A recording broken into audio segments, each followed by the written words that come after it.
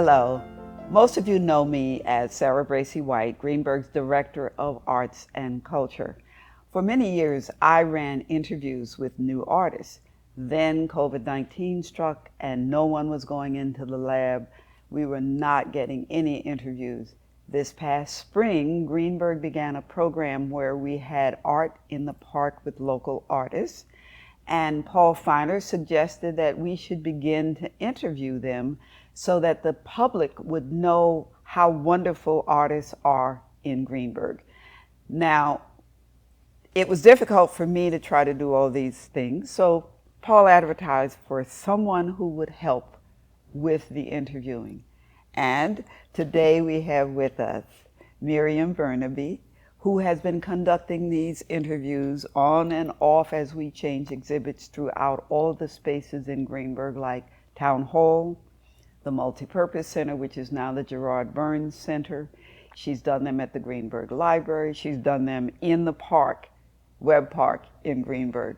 But I thought I'd ask her a few questions so you'd know a little bit about the interviewer. Miriam, I'm so happy that you've taken over this and you seem to love it. I do love it. I actually do. I know you retired from the school system. Tell us what you did. I was Director of Arts, Music, and Special Programs, and what that meant was that I was sort of a department chair for the Art and Music Department, but in addition we had grants that brought in artists from outside into the classroom through Arts Westchester. And it was wonderful because I had the opportunity to bring in these artists so that they would meet with the teachers and create curriculum and basically introduce the kids to all kinds of arts. Then you were responsible for the amount of art that was created and exhibited every year at Greenburgh Town Hall by all of the schools in the district. So you were overseeing all of these creativity. Yes, and that was wonderful. That's where I met you. So how long have you been retired? I've been retired. I do everything based on COVID. You retired a year before COVID, and so it was BC, 1 year BC. So I had 1 year of a delightful retirement, and then COVID hit, and then you know what, you remember that. Yes, I remember that. Well, it's been wonderful seeing you do this. Did you have a love of visual arts? I know you're a dancer, so tell us about both those. Well, yes, I've been dancing for, oh God, probably about 45 years. Okay. And I started late, which is a really terrible thing. How old am I? But in any case, I did start dancing after I graduated from college, and I took a class at the new school, and I just was like, wow, where has this been all my life? So I started reaching out and looking for art teachers in New York City, dance teachers in New York City, and I found Robert Audie and Luigi, and I just really hooked into Robert Audie, and I stayed with him, and then I started working part-time so I could take more classes, and then I started assisting him in some of his tap classes, and then I started teaching a little tap on my own, and then I wanted to get a job in the school system, so I went, and I also have a library degree, so they said to me, would you like to, they wanted a librarian, but they wanted somebody who could do a little more. So they said, do you do computers? And I was like, no, I don't do computers. I said, well, I dance. And they said, well, okay, you could be the library dance teacher. And that was in the city. And I did that for a while. And then I saw an ad.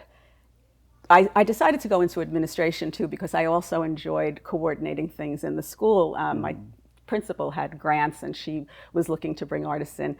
And I saw an ad in the New York Times, that was how old I am, while I was teaching, and it was for an arts director in Greenburgh. And I just thought, wow, that is cool. And I was finishing up my degree in administration, and I interviewed for it, and I got it, which was amazing. And I was there 20 years, and the rest is kind of history. I just, the dance and arts and all that melded together, and the visual arts, I just always loved them. My art form was, though, basically dance, but, it was the wonderful teachers in the district that helped to make that art happen. I just was, facilitating from above.